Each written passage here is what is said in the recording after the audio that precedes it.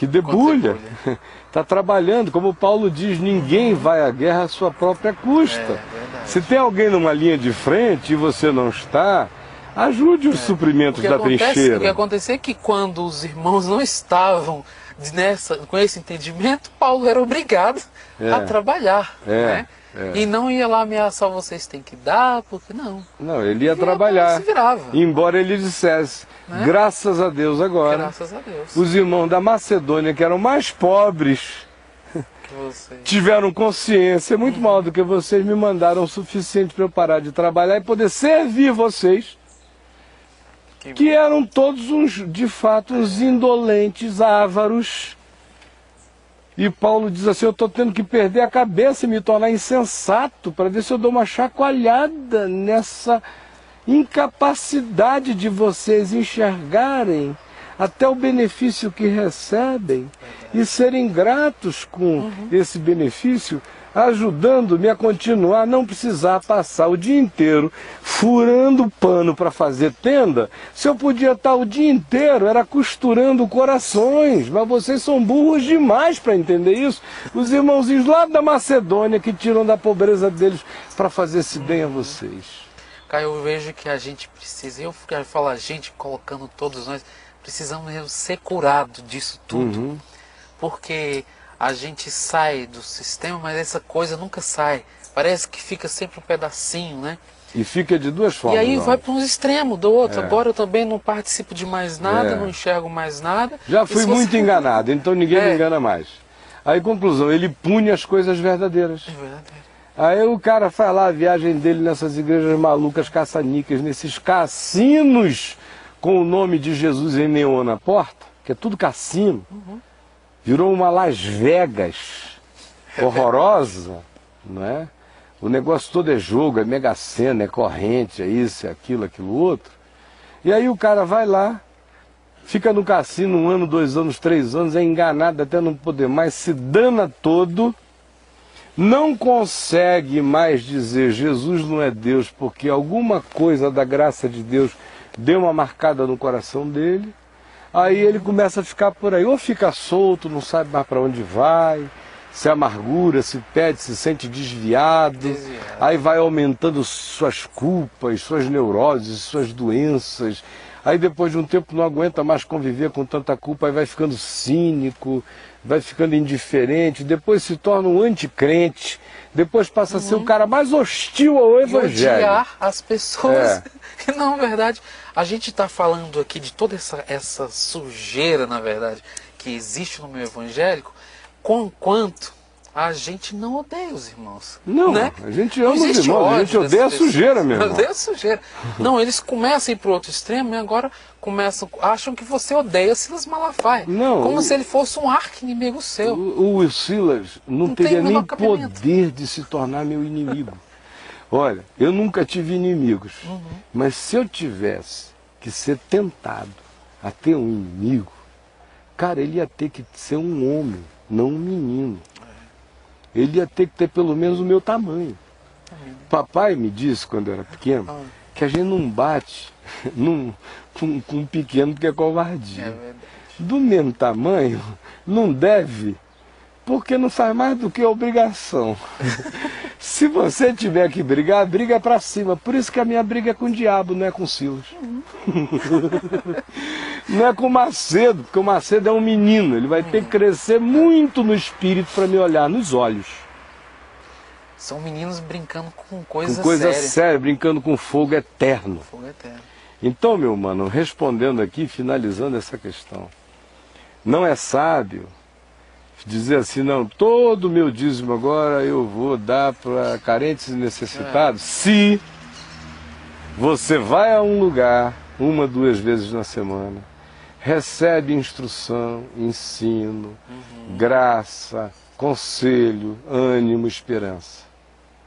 Nesse caso, a recomendação da Bíblia é separe algo significativo, que seja do tamanho da consciência que você tem, do significado que aquilo tem para tanta gente, inclusive para você.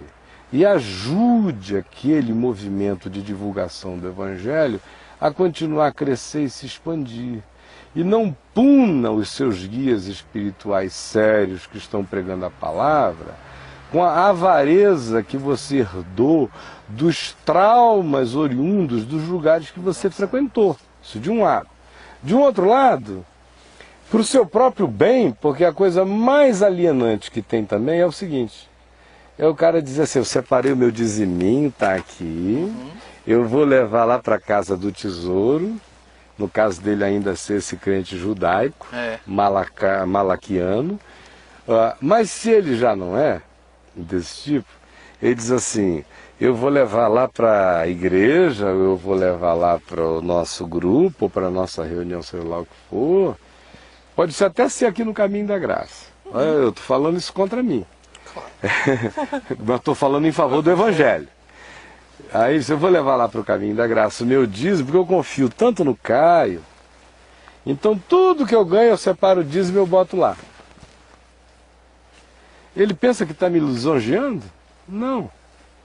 Eu gostaria, quero que ele seja homem o suficiente, lúcido o suficiente, crente o suficiente, para que ele saiba que ele não tem dívida nenhuma lá, ele só tem o privilégio da gratidão adulta, de virar um varão de Deus mesmo, e chegar e separar uma coisa significativa pensando no seu bem, no bem dos outros e dos outros que ainda não foram alcançados e poderão ser com aquele recurso que vai se transformar em divulgação do Evangelho. Mas de um outro lado, eu espero que ele não ponha os 100% dos 10% ou dos 20% ou dos 90% que ele queira dar lá não. Eu peço a ele que não faça isso para o bem dele. Peço a ele que guarde uma parte, sabe por quê? Porque é alienante, meu irmão, pegar tudo, botar lá e dizer, o Caio está fazendo bem por mim. O caminho da graça está fazendo bem aos pobres. E eu, enquanto isso, não olho para pobre, nem para mendigo, nem para criança abandonada. Ou seja, o cara pagou o pedágio por uma alienação mensal.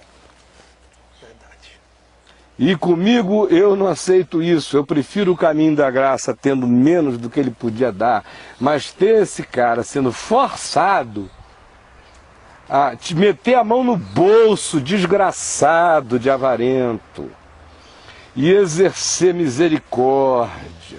Misericórdia, viu a empregada? Ela ganha um saláriozinho, mas nesse mês ela soube que o filho dela está doente. Pelo amor de Deus, meu irmão. O caminho da graça não vai sofrer falta se você socorrer essa doença dessa criança. Ao invés de deixar a bichinha ali com a merreca do salário, filhinho doente, e pegar esse dinheiro e dizer é corban, é para Deus. E ir lá colocar no caminho da graça para pagar um pedágio de alienação de consciência o mês inteiro. Então eu não quero. Eu não quero, é por isso que nesse sentido eu escrevi um texto domingo no site dizendo eu odeio o mundo. Porque tudo isso que a gente está falando aqui é mundo, meu irmão, do pior. E o meu ódio ao mundo é desse nível. Eu prefiro ter menos, deixar algum no bolso da pessoa só para o cara vir a gente. Não é para ele guardar e botar numa poupancinha, não.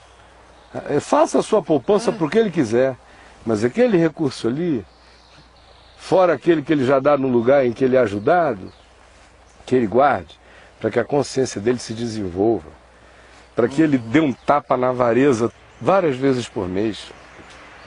Verdade. E para que ele pare com essa historinha também de lucidez sociológica.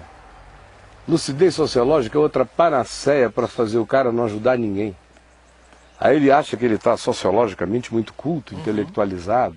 Então eu não vou dar esse dinheiro, porque isso aqui é clientelismo, é alimentar a dependência. Eu sou o cara que só ensina a pescar. Eu passei a minha vida toda tentando ensinar a pescar, e hoje eu não faço outra coisa, eu não sei ensinar a pescar. Mas, meu irmão, até para o cara aprender a pescar, ele tem que estar com a barriga cheia, senão ele não aguenta a espera, não. Verdade. De modo que essa história de sou sociologicamente crítico, por isso não ajudo mendigo, não ajudo criança de rua, não ajudo não sei o quê, estou fazendo isso alimentando a conjuntura da perversidade. Discute isso com as suas negras, meu irmão. Ou então se eleja presidente da República e mude o sistema inteiro. Enquanto você não for, quem existe é o pobre. E Jesus disse, se você vir e puder, estenda a mão. O samaritano está caído, o assaltado está caído, não tem que fazer leitura sociológica. Como aumentou a criminalidade entre Jerusalém e Jericó. Vamos organizar uma ONG para combater a criminalidade. Vamos fazer uma passeata descendo de Jerusalém para Jericó, todo mundo de branco, dizendo paz, paz, paz, ou então com cruzes pretas. Vamos, nada disso, é só balela, tá caído, levanta, o dinheiro está no teu bolso. Unge o homem com o teu recurso e o levanta dali em nome de Jesus. Até porque a diferença desse suposto mais bem-sucedido e do pobre, pelo menos para mim, é a misericórdia de Deus. Ele não tem nada mais do que o outro. Ele só não foi assaltado. Ele está ali no caminho. Porque se ele for assaltado, ele pode ter a grana que tiver, o Bill Gates. Mas, meu irmão, se ele subir no complexo do Alemão e ninguém souber que ele tem aquela grana toda, porque se souber, eles sequestram para pegar o dinheiro. Mas se não souberem que ele tem a grana toda, o que vai acontecer é que ele vai levar um pau danado, vai ficar estendido no chão e vai ter um monte de crente passando pelo gringo todo ferido e vai dizer, eu não vou parar porque o dono do morro pode achar que eu estou contra ele por estar socorrendo esse gringo, eu vou descer, ou eu vou orar por ele ali no templo, ali embaixo no pé do morro, ou eu vou não sei o que, a mais. Se o Silas Malafaia souber que o Bill Gates desconhecidamente levou uma surra no alemão e está jogado lá, ele não vai subir o alemão para levantar nenhum caído e mendigo, mas o Bill Gates ele contrata um helicóptero para pegar e resgatar, porque é a chance que ele tem de se tornar sócio da gratidão do Bill Gates e da Microsoft. Eu só estou citando o nome dele porque ele sabe perfeitamente que eu sei, e ele sabe que é assim que ele faz. e ele não me é um desconhecido. A gente já se sentou à volta da mesa muitas vezes. E as nossas conversas, meu amigo, tem gente que pensa que eu sou ousado. Eu não sou não. Eu só conto o que eu vejo e sei. E não conto nem 1% do que eu vejo e sei. Eu conto para quem, estando fazendo essas coisas, enganando os outros, precisa daquela fala de Paulo. Chamar o cara de Himeneu, de Fileto, de James, de Jambres, de Demas, de Alexandre o Latueiro. Esse tipo de gente que Paulo chamou pelo nome, nas cartas eu chamo pelo nome em qualquer lugar. Enquanto estiver enganando o evangelho, pervertendo a palavra, fazendo uma sublevação de estranhos, agregando ao evangelho o que ele não tem, roubando do evangelho o que ele não tem, anunciando essa mentira, manipulando o povo, impondo profecias da mentira e do diabo, profecias geradas pelo espírito de Mamon. Eu digo a eles, vocês estão repreendidos em nome de Jesus e preparem-se, o dia da luz está chegando. E ninguém brinque com isso, porque de Deus não se zomba, aquilo que o homem semear, isso também ceifará. E vocês estão semeando morte, corrupção, engano, manipulação. Estão enganando? Paulo diz que o enganador é o maior enganado.